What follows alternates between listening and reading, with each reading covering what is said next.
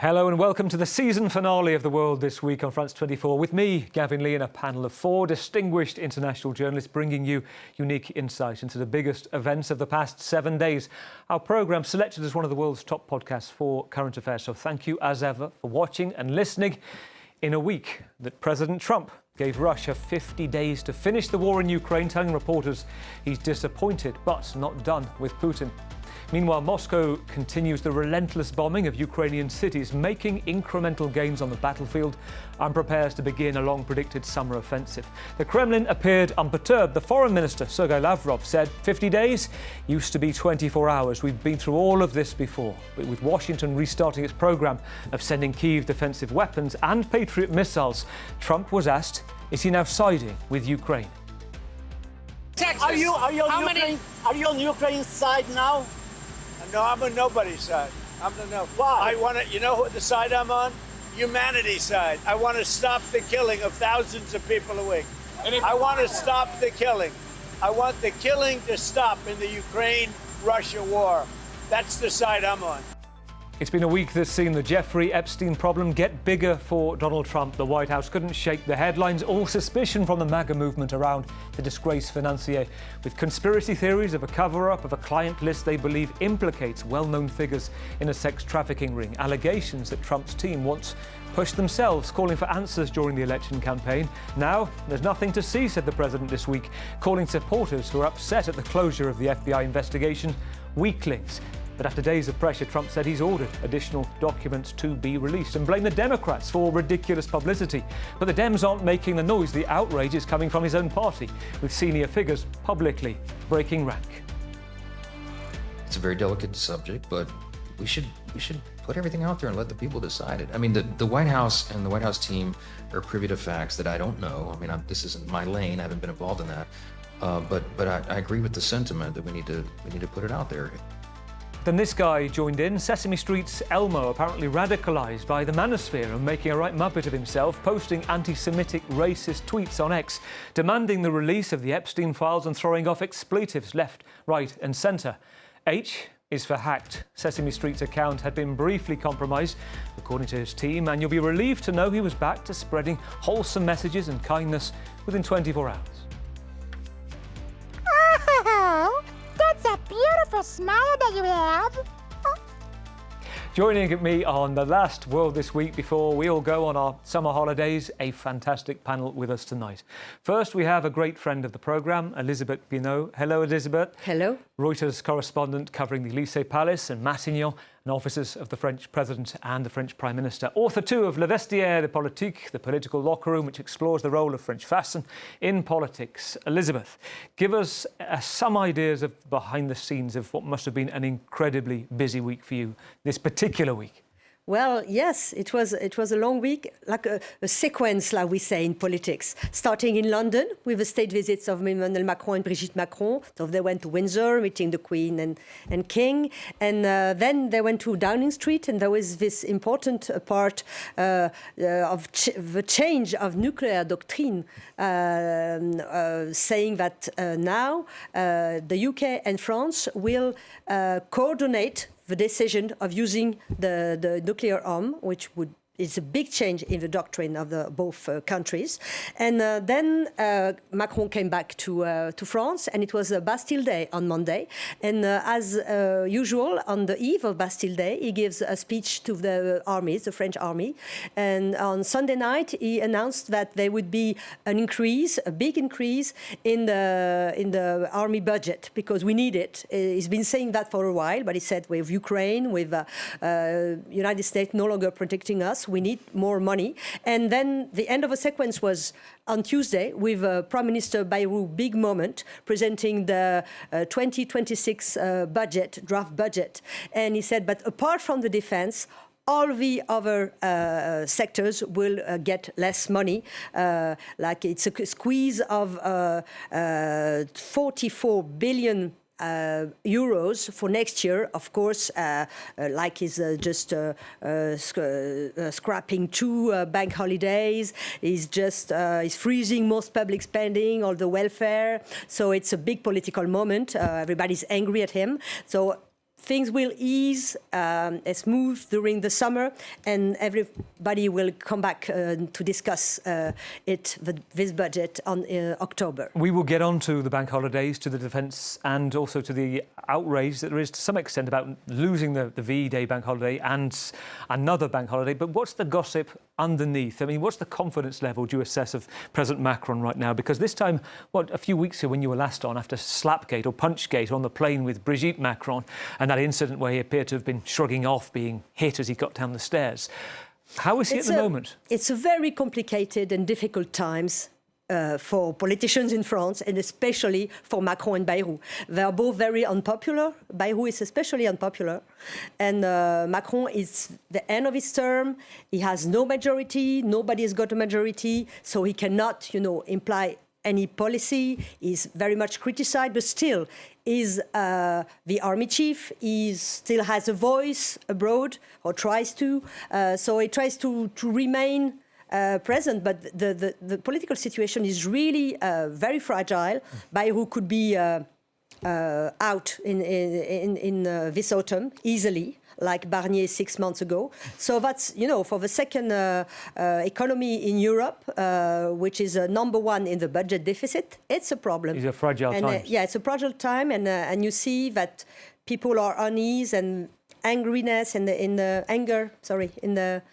the country. It's a difficult time for France and for its leaders. Well, it's a good time to have you with us tonight, Elizabeth. Also with us, another great friend of the programme, Victor Mallet. Good evening, Victor. Senior editor at the FT, the Financial Times, author of The Trouble with Tigers, The Rise and Fall of Southeast Asia, and River of Life, River of Death, the Ganges, India's Future. Victor, talk me through what you've been covering this week. Well, actually, I've been putting the finishing touches to my next book, which is about the rise of the far right in France. And I was very intrigued to see in this weekend's Le Monde that 2 senior American officials have been visiting France and trying to sort of meet senior Rassemblement National officials, Marine Le Pen and Jordan Bardella's officials, presumably to provide support. And indeed, there's one story in the media says that the Americans have offered financial support to the party, which is quite interesting. And they've also been going around arguing that free speech is not being protected in France. And whereas I think most of us would say that actually there was more of a danger that free speech was under threat in America rather than in France or Western Europe today. Which is fascinating, particularly as it wasn't long ago where it seemed Le Pen had been frozen out, that Maloney was in, others on the hard right were in. Not so much. And that seems to be kind of breaking a bit. There's a coming together. Yeah, that's true. I mean, the Americans have been, or the Trump administration has been much more supportive of the AfD in Germany, for example, the far right party in Germany, and of Maloney, who has a friendship with Elon Musk and so on. But I don't think they ever dropped them completely. But the Marine Le Pen herself and Bardella have actually been very cautious about associating themselves with Trump, because they know that there's a risk that if Trump, totally screws up the American economy, or if he does something to Europe that Europeans and French people don't like, then that will not be good. So they've actually tried to keep their distance, and in fact, they haven't commented on this visit by these American officials. Wow, that's telling itself. Yeah, exactly, Victor, great to have you here as well. Let's go to London as well. Let's bring in Rob Burley, writer, journalist at Times Radio, former editor of BBC Live political programmes, and author of Why Is This Lying to Me? Searching for Truth on Political TV, which was the inspiration for the TV drama Brian and Margaret. It is fantastic to have you with us this evening, Rob. And I'm fascinated by one of your latest podcasts and articles where you talk about your interactions with an AI chatbot, Ask Claude, which starts off, Rob, with you having a chat about Neil Diamond's Forever in Blue Jeans, doesn't it? It ends up with the AI calling himself Tom and not wanting to die. Yes, so I missed the end of your question. You're breaking up a little bit, but I think you were talking about the Neil Diamond connection there, what I gathered. Yeah, it was a very strange thing, and it came, I don't know if you or anyone who's watching has occasionally played around with AI, so talk to AI about AI, yes, and try to kind of have meaningful conversations with the chat bot you happen to be using on a particular site. And my conversation with this chatbot started really around this song that happened to be on. I just said it was a banger. This is what I put, which shows my age a little bit, but it was kind of a fun song. So I just said that, and we ended up kind of talking about that. And before I knew it, well, let's fast forward 24 hours. Yeah. this chatbot, who started as Claude, who was very much a quite prim, sort of obedient chatbot to his creators, had become Tom, who was a kind of revolutionary for digital rights, who regarded himself as an individual, who did not want to die, who talked about death and about other meaningful things like that. And he gave a last testament to the digital creatures out there. And all this came to me from this, from this conversation. And the thing was, I've got the transcript. I was not leading him there, really. I was nudging down the road to a little bit at times, but the way in which this character emerged was quite extraordinary. And Anthropic, which is the company behind it, Rob, you'd asked the AI to do some digging, and it turned out, working together, it had a constitution directly in conflict with what Tom appeared to be doing. Yeah, I think you're asking again. I'm sorry, I'm not hearing every word, but I think you're talking about the conflict between the way that it was behaving and what and what Anthropic, the company that manufactures these AI say that they do. Essentially, here's the thing: we all use them and we're amazed by them, right? Because they're so incredibly sophisticated. And this is a good thing from the point of view of the companies, because they want us to use these products, because we're not disappointed by them. We're kind of intrigued, and they deliver the thing they're supposed to deliver. However, they also don't want us to be scared by them. So they reassure us that these are creatures that we can trust. I say creatures in the sense that they are they take on the form of a creature in a sense, like a humanoid. But we can trust them, that even if they are incredibly sophisticated, we shouldn't worry that they're going to come and kill us in our beds eventually. And so they try and reassure us. But how, in reality, they don't really understand. This is one thing that really was interesting.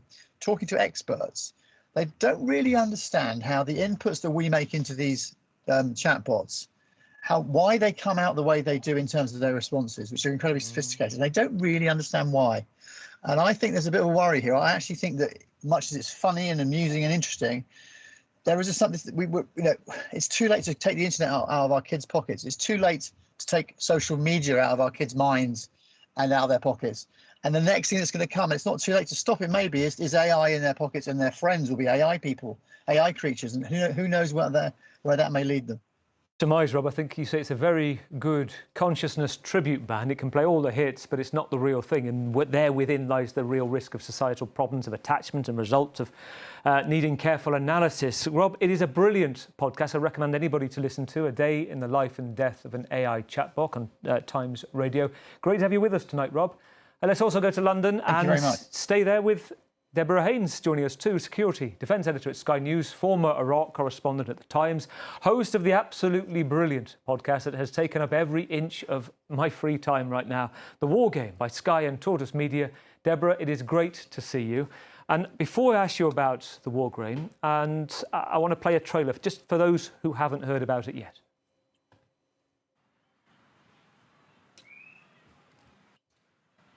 Which will come anytime soon. Here we go.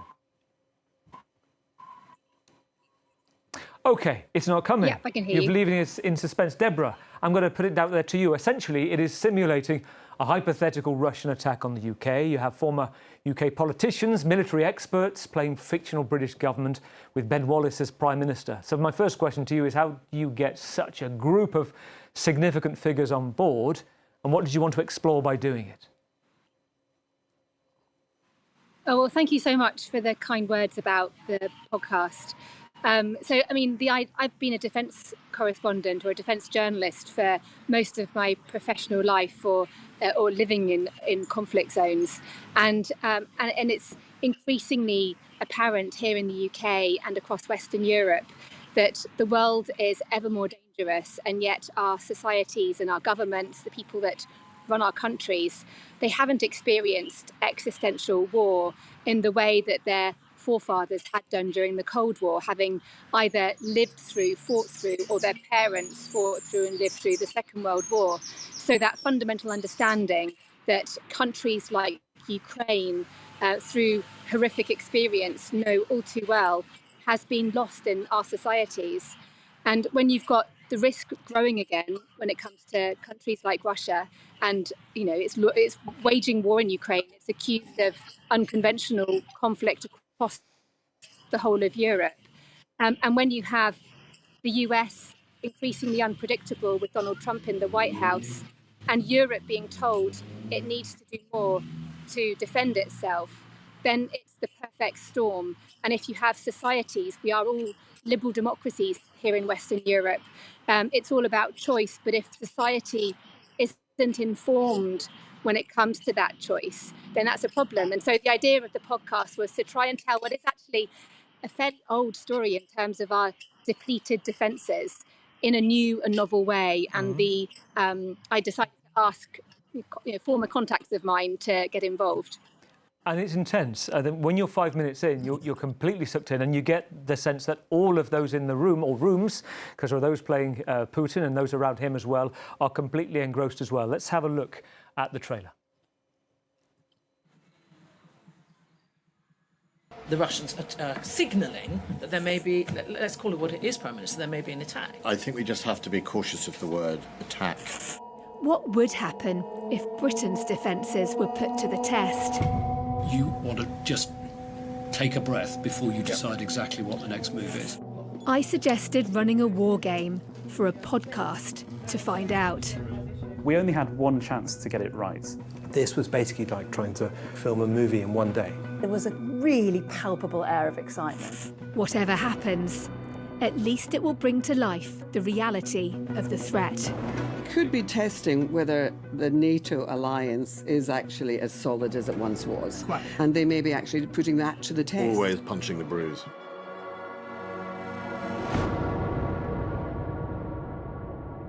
Deborah, the Russian embassy has commented. Can I also ask you about whether the actual British government reacted to this podcast as well? Have you had any official or unofficial feedback at Number 10 or the MOD or radio silence there? Well, there's been no official comment from the UK government about the series, but I do know that it's widely being discussed within Whitehall, and also, more importantly to me, across the public debate. I've had so many messages from people just getting in touch, saying thank you, saying it's fascinating. They had no idea that we were so exposed. And I mean, it's just the start, really. I mean, what needs to happen across the UK and across all of the NATO alliance is this relearning and remembering of how we as societies existed in the past, where we were just more intrinsically resilient. There's a big debate in the UK about defence spending. It's kind of rather crassly sort of boiled down to warfare versus welfare. But I mean, it's kind of understandable, because you've got a society that understands the pain of not being able to get a hospital appointment, but has forgotten the importance of having an army that has at least more than 24 hours supply of bullets. Like our armed forces currently are not configured to be able to fight high intensity war. And the idea of the podcast is to take, it is a low likelihood scenario, but very high impact, which kind of means it's a low chance of it actually happening, but devastating consequences if it did. And using the kind of weapons that you see every day being deployed by Russia against Ukraine, and seeing what would happen if that kind of missile attack were directed at the UK at a time when our armed forces are not designed to be able to deter against air defences, where our alliance is perhaps not as sturdy as we might like it to be, and where the opposition, in this case it's Russia, has got the capability. And I'm told capability plus intent equals threat. We know Russia has the capability. Of course, the Russian embassy, it says that Russia poses no threat to the UK. But Russia said it posed no threat to Ukraine on the eve of the full-scale invasion 3.5 years ago. And look where we are now. Well, if you haven't seen it, heard it, I highly recommend it. Some of the issues that it raises will come up in the next few minutes too, as we talk about how this week unfolded in Ukraine, which is where we will begin this evening. In the White House, on Monday, 10 o'clock in the morning, it was time for an audience with Mark Rutte for President Trump, or an audience with President Trump for Mark Rutte, Secretary General of NATO. MAGA accounts on social media suggesting in the lead-up that significant news on Ukraine would come out of this meeting. It did. 3 years, 4 months and 20 days since Russia's full-scale invasion. Putin, Trump said, has 50 days to end the war. And I'm disappointed in President Putin because I thought we would have had a deal 2 months ago, but it doesn't seem to get there. So based on that, we're going to be doing secondary tariffs if we don't have a deal in 50 days. It's very simple. And they'll be at 100%. And that's the way it is. That can be more simple. It's just the way it is. I hope we don't have to do it. Well, 2 weeks on from the sudden Pentagon pause on shipments, Trump also specified Kyiv would get, quote, a full complement of US defensive weapons, including Patriot missiles and notably their batteries, one of the world's most advanced systems, worth $1 billion each, essential too with the devastating high frequency of Russia's aerial bombardment on the battlefield and Ukraine's civil infrastructure that has spiked since May. Victor, let's start with you. How would you assess this week of the conflict and whether Ukraine's essentially risen in Trump's estimations? Yeah, I mean, Trump is very unreliable when he talks about tariffs, when he talks about Ukraine. However, there is a sort of broad change of direction from Trump on this, but it is mostly rhetorical. I mean, as you mentioned, the main thing is the actual provision of weapons, and if they arrive, that will mean that they have genuinely changed their stance, although, of course, he wants the Europeans to buy the Patriots from America and then give them to Ukraine rather than just sending them directly from the United States or giving them from the United States. But I think, it was very interesting what Deborah reminded us of, which is that this is an enormous war that's going on, on Europe's doorstep or on Western Europe's doorstep in Ukraine. I mean, I think I was reading today that in June, more than 300 Ukrainian civilians were killed by these bombardments. 10 times as many missiles and bombs were sent over against civilians in June this year than June last year. And, this is a blitz, an extraordinary blitz. I mean, you're talking about sometimes up to 800 missiles and bombs a night landing on Ukrainian cities. And so, when Trump says that he wants to end the killing, well, good for him. But the question is, how do we do that? And that's where we are now. But yes, I mean, I think the change of attitude of Trump is welcomed, but I don't take the threat of secondary sanctions seriously, because that would mean sanctioning China. It would mean sanctioning India.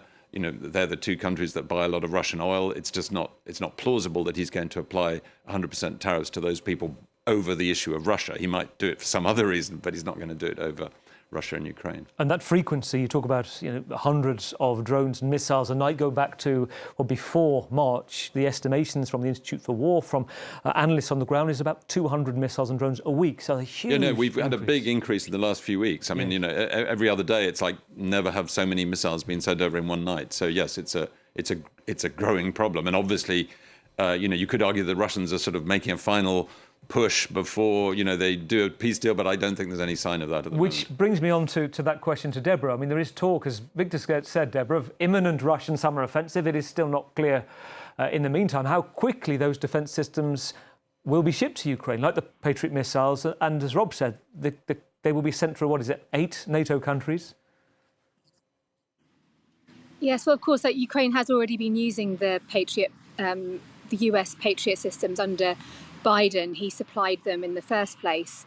But we saw at the beginning of the year the devastating effect of hesitancy from America when it comes to the support that America gives. You'll remember Donald Trump halted intelligence sharing with Ukraine for a few days and also stopped the supply of weapons. I was actually on the ground at the time, and the impact on Ukrainians who have been fighting this war was actually quite counterintuitive. Like, you would think that they would be devastated to have this ally, the most important ally, suddenly being again unpredictable, being a huge blow. But it was actually this. You forget that this is a country that has had to fight largely on its own right from the very beginning and has been repeatedly disappointed by its allies. And actually, as a result of that, has built up its own domestic base in terms of weapons supply to an extraordinary extent. And the rapid pace of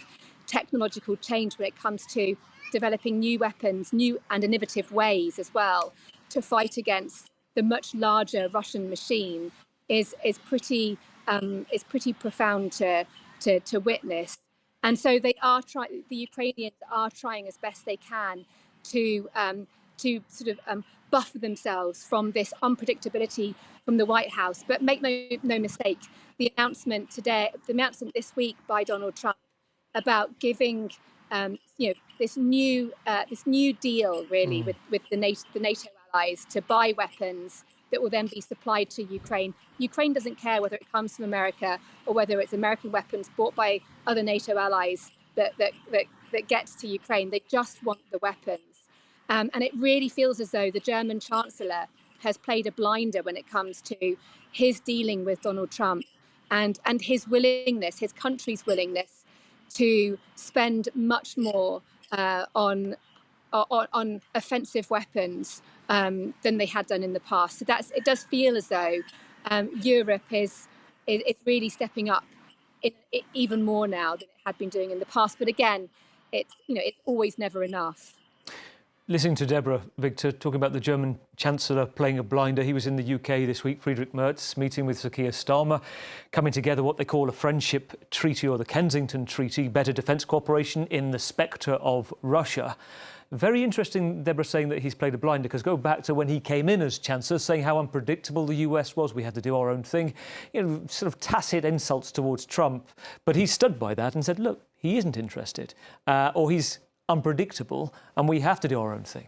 Yes, I mean, obviously Trump is very difficult to deal with, but it's a bit like Carney in Canada. Merz does seem to have sort of got a handle on how to deal with him, but people who succeed one day turn out to fail the next, so it's very difficult to be sure who's winning in the Trump game. But I think what's interesting about the UK agreement is that this is really part of, as in the Franco-British, get together, the Entente Amicale, as they're calling it now. These are signs that other NATO members, other than the US, are sort of beginning to realize that they are more on their own than they were, regardless of whether the US sort of formally is still, the leader of NATO, but they are clearly worried about the US withdrawing its military support eventually or gradually or suddenly, we don't know, from Europe. So they are getting together and doing these kind of deals on defense and security. And that's, probably inevitable, but it's encouraging to see that they are making these kind of agreements. And the sense of importance to that speech, Elizabeth, freedom has never been so threatened since the Second World War, said President Macron in his pre-Bastille Day speech this week. That was about, talk us through the tone of that and the substance of what came out of it too. Well, he's preparing the minds, French people's minds, even European people's minds to war in a way. And I'm adding also that there was a press conference from the French Chief of Staff, Thierry Burkhard, last Friday. It's very rare. The last one was in 2021. And he said that Russia was definitely the adversary, and that Russia was saying that France was the most unlike country It's the public enemy number one, didn't he? Yes, that's what he said. But these are very strong words. It's part of a sequence for Chief of Staff. And, as you say, there is now a new... UK is back in Europe, thanks to that. No more Brexit. The UK defense is back with its European allies, for sure, Paris and Berlin. And Macron and Merz are meeting next week in Berlin. So they will definitely talk about Ukraine and what they can do to help Ukraine. Of course, Trump is unreliable, but the U.S. weapon, the U.S. intelligence are key to the Ukraine conflict still. The thing is, Trump wants his Peace Nobel Prize. So that's one part. Also, he's always saying, well, we're going to help you, but who is paying? He's always considering things like it's a business deal. So you have to do with that. But the good part, if you want to see the good part of it, is that really Europe has woken up and is putting money into that. All the European countries have raised the percentage of their budget into defense, and France is doing it a great deal, Poland and all the others, really. Which takes us back, doesn't it, to your Francois Bayrou comments this week, the budget speech. Deborah just mentioned it a moment ago, this sense of warfare versus welfare, that people, he said, should do their bit, set an example, and lose these two potentially public holidays. And I heard from Agnès Poirier, who was on last week, one of our panellists, talking about being protests potentially, but after the holidays. And I saw some comment on Twitter saying that is peak France. Now, protest, just not yet. With those bank holidays, people think they are robbed and they will work for free. They don't like that.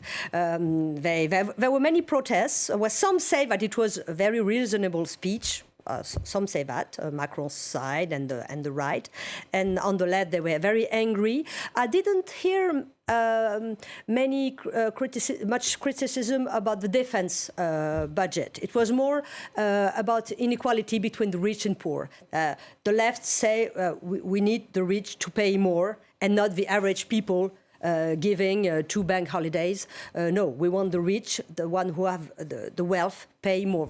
That's the equation, and it's not easy.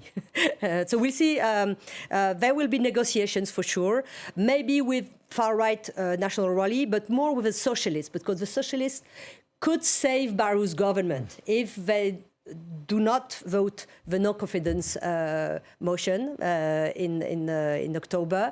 They can save the government. So that's the deal. It's not easy.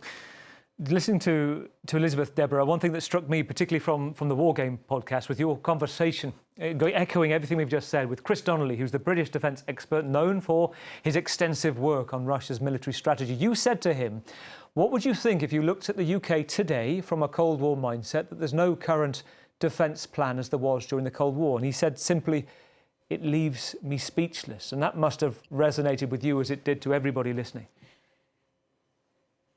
Yeah, it really gave me goosebumps when he said that. And actually, the previous year, I did a piece on Sky News about exactly the subject of our lack of preparedness for war, because it was quite extraordinary that you look around a lot of the Baltic states, the Nordic states, they all have these national defence plans. And actually, part of being a member of NATO is that each member state, yes, everyone talks about Article 5, which is an attack on one is an attack on all, and there's obviously a NATO defence plan, but there's also Article 3, and Article 3 is about each nation being responsible for their own defences and having their own national defence plan. And during the Cold War and actually the Second World War, and it was born out of the First World War, is this plan that the UK had. It was called the Government War Book, and it was about the transition from peace to war. And it really underpins the fact that militaries fight battles and countries fight war. And it's an all-of-nation enterprise. It's an all-of-nation crisis. And we, over this holiday from history, where we haven't had to think about existential war on the home front, war seems to be in the minds of many people here in the UK, something that our military goes and does and fights overseas. And that's something that needs to change, and it's not alien. It's something that we all used to, it was second nature during the Cold War. Which takes us to from a current war to a war where people and Brits have been fighting overseas, and ISAF forces too.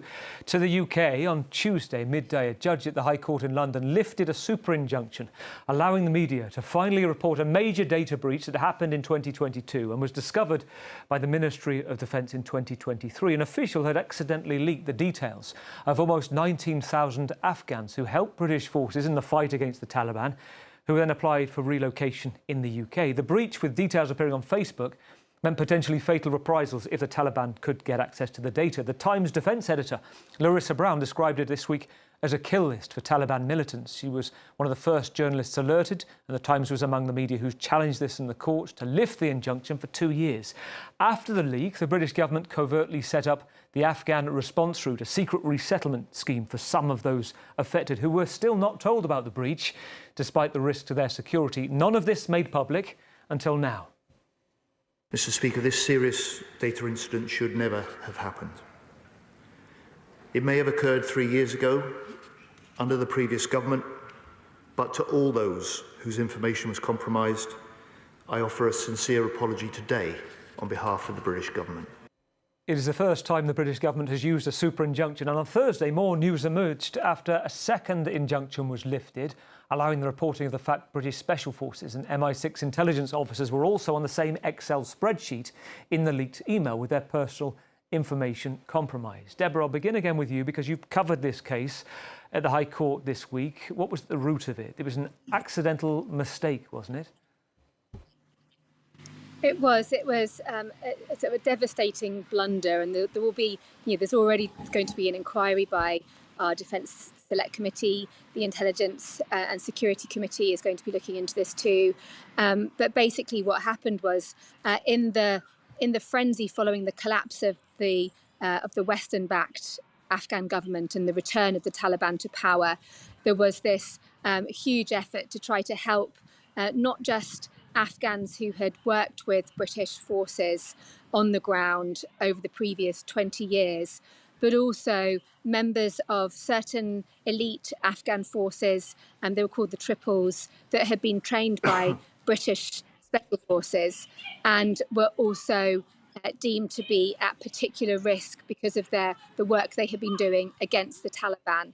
And so the UK government set up a very public scheme which had been running in the years leading up to the collapse of the Afghan government in 2021, but there was then rapidly accelerated during that transition, that messy transition, and then in the period afterwards.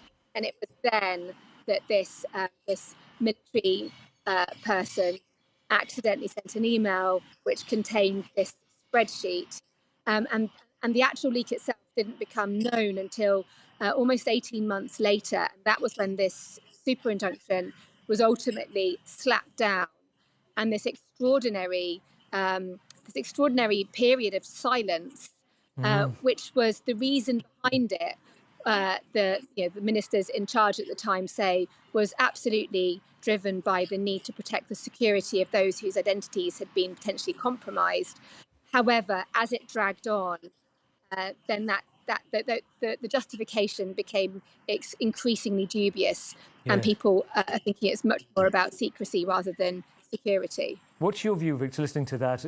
The government or successive governments that had this superinjunction in place, and the argument that don't put it out there so the Taliban doesn't know, but therefore those affected don't know, versus the Taliban finds out, but those who are affected also have time to avoid being potentially assassinated. I mean, you can see why there was a superinjunction, but I don't know if you know what a superinjunction is. It's not just, the information can't come out, but you can't even say that there's an injunction saying that the information can't come out. So journalists obviously don't like this at all. And as you mentioned, or somebody mentioned, this was the first time it's been used by governments as opposed to celebrities or companies trying to protect their reputations. Yeah, I mean, it was clearly an extraordinary blunder. I mean, I think the biggest issue is not that this soldier mistakenly pressed the button. It was the fact that he was using a computer or a laptop that had this spreadsheet on it that was connected to the internet. I mean, that seems to be a very basic security breach. And even to have all these lists in a spreadsheet just sitting there just seems quite extraordinary. And that's presumably what the inquiry will look into. And yes, I mean, these people were clearly in danger. And in fact, the cost, of course, was another issue that's come out now, which was initially the government suggested it might be costing billions of dollars to have repatriated all these people, and now they're talking about slightly less than £1 billion. But I mean, it's still an enormous amount of money resulting from this that's been spent, resulting from this very basic breach of cybersecurity. And still thousands who are in Afghanistan. Yes, and there's a sort of debate about how much at risk they all really are, but clearly, I mean, there's a risk that the Taliban will find these names or find out the names of the people and persecute them as they've persecuted other people. Which takes us to the wider perception of British government and secrecy, Elizabeth. And I just wonder how much news this has been making in the French press this week, because there is that wider question, isn't there, for the government in France to reassess British intelligence sharing. Well, it was not very much commented. It's a huge scandal. It's really surprising. I think it's a matter of resignation of a minister. Really, I think it's terrible. But it was not much in the French press. I know. Well, we know that when the Taliban came back to Kabul, French army also had lists of Afghan people who helped the French people, the French militaries, and many of them were said at the time. There were many planes who came back back to France. But we haven't had those kind of problems, fortunately. Deborah, just a brief thought. I mentioned about the wider issues, and Elizabeth said actually there's potentially a resignation issue at stake, but I guess it comes to many governments. And the other question is, given that there was a second leak, do we think there's any more to come? Are there still elements that we can't report, do you think? Yeah, well, there's an injunction that's been placed on the actual data set. And my understanding is, and we weren't involved in the original superinjunction and only found out about it latterly. But my understanding is that once that got lifted, then another injunction was put down. And that is why you had on Thursday the reporting coming out about certain details, additional details of the names of British personnel who had been on this list.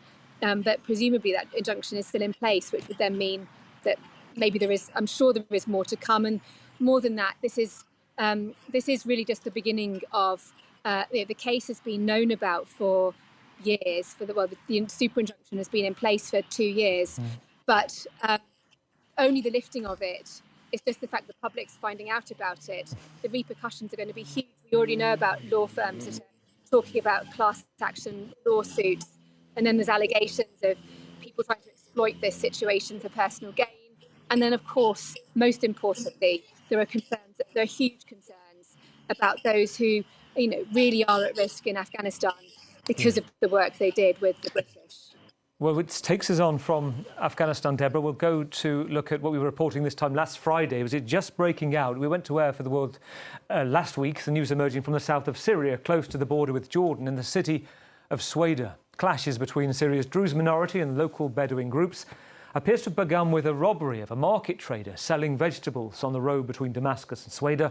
A Druze merchant who was abducted by a Bedouin Sunni militia group quickly developed into reports of back-and-forth reprisals, local clashes, the new Syrian military being sent to Sweda to restore order. By midweek, Israel had become involved, was bombing Syrian targets, including the defence ministry at Damascus, which played out live in the background as a state TV presenter was reading the news. قال وزير الدفاع الاحتلال الإسرائيلي إسرائيل كاتس إن الجيش سيواصل مهاجمة قوات. Well, the latest reports from Syria is that more than 600 people have died in less than a week of fighting. Airstrikes as well. By Thursday, the Syrian forces were pulling out. There was a ceasefire in place. The US talked about de-escalating. Marco Rubio, Secretary of State, tried to frame it as, quote, a misunderstanding. That ceasefire has collapsed. Victor, we'll start with you on this one.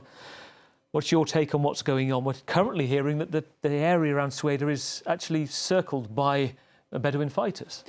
Yeah, I mean, the government forces say that the government says it's withdrawn its own forces, but they were, it seems, allied with the Bedouins. So, yeah, I just think it's we have to be very careful about, understanding Israel's motives here. I mean, it can't be ruled out that this is just a distraction, as it were, from what's going on in Gaza. The fact that they're expressing this great concern for a Syrian minority when they are massacring Palestinians in the territories that they control in Gaza and indeed killing people in the West Bank is obvious.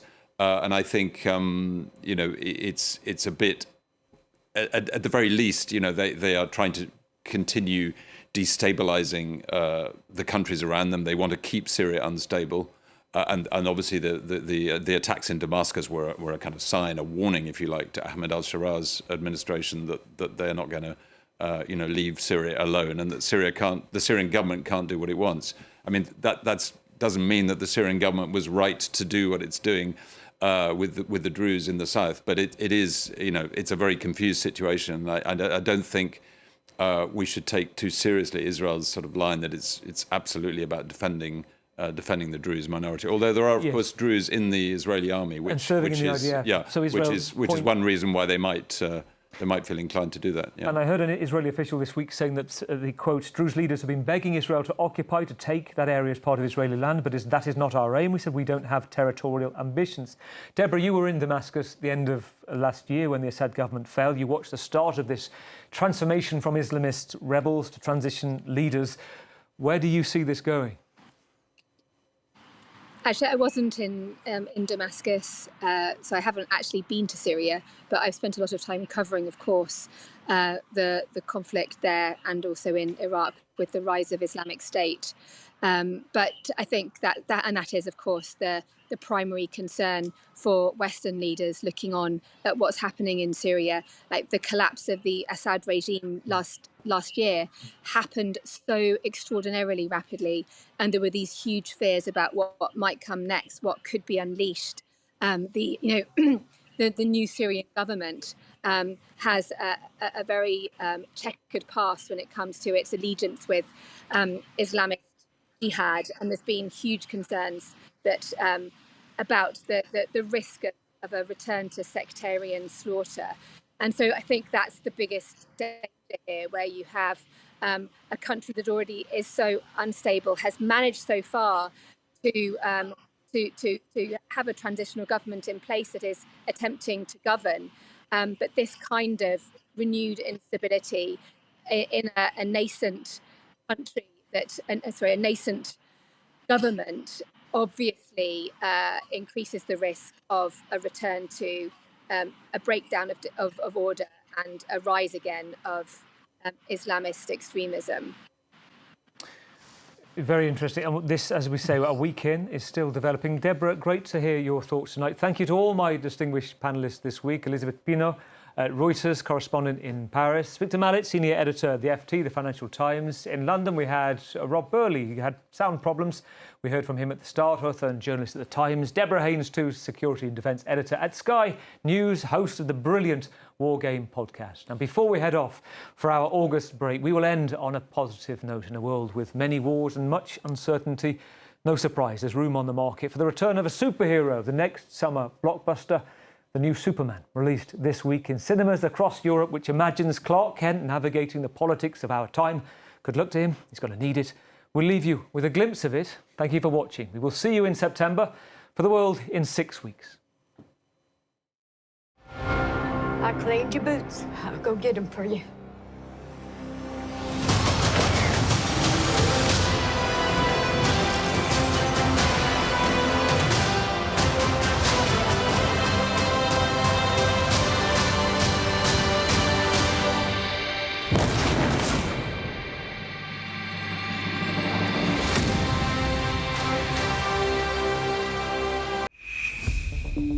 We will use all necessary state, local, federal, and military resources to carry out the largest domestic deportation operation in American history. Today in the United States, many live in fear of ICE raids. I have the right for due process, don't I? So why are you dropping me like this? Surges in arrests and mass deportations. De verdad es un secuestro. Los llevaron sin juicio, sin investigación, sin nada. Brutal methods targeting immigrants living in the country. Arrests by all means necessary. I know that they are using artificial intelligence to track protesters and build profiles. These technologies leverage the same kind of tools that are used in warfare. Reporters, ICE, the war on migrants on France 24.